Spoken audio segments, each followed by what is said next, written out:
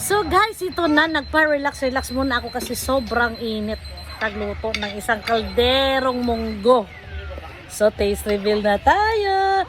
Ang ginisang munggo, overload sa sahog, overload sa gulay. Tararan! Hindi mapait. Tararan!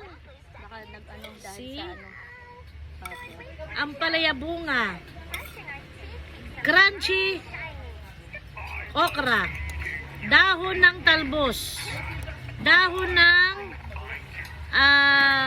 ampalaya. Pritong liempo. Ayan.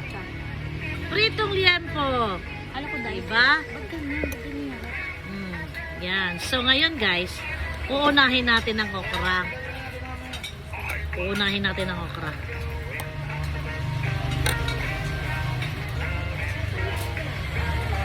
Unahin natin ang okra. Crunchy. Crunchy. Ay, sa tangke? Oo.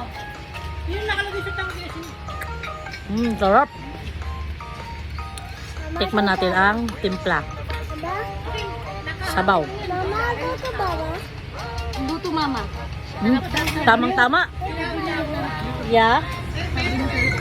Luto ko. Akala niya nanay niya nagluto. Sarap daw, sarap. Ngayon, yes. Tikman naman natin ang talbos. Ito ang talbos.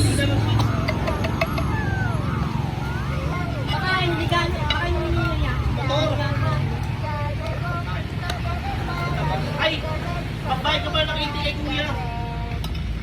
Pinasalpak ba may tubusok na tako? Apa ko lang.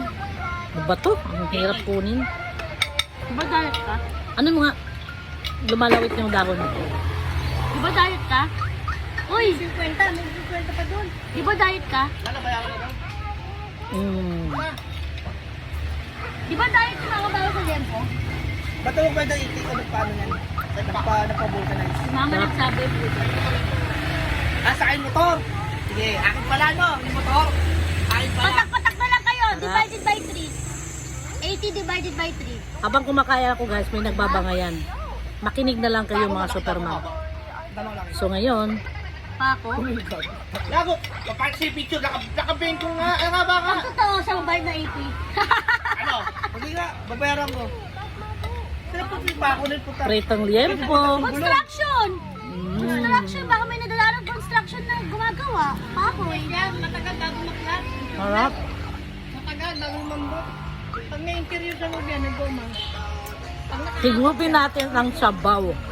Mabawal ka sa ano, di ba? Lempo. Nagda-diet ka. Hoy, bawal ka sa lempo, di ba? Sarap!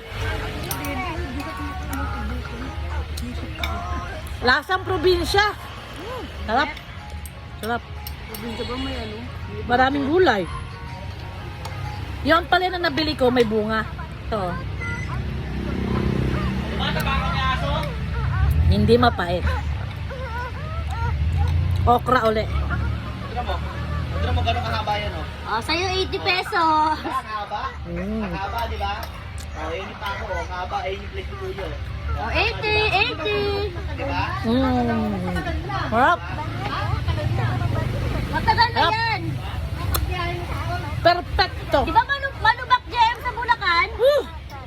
Alam niyo yung lasa nito guys? Hindi maalat, hindi matabang. Manamis-namis.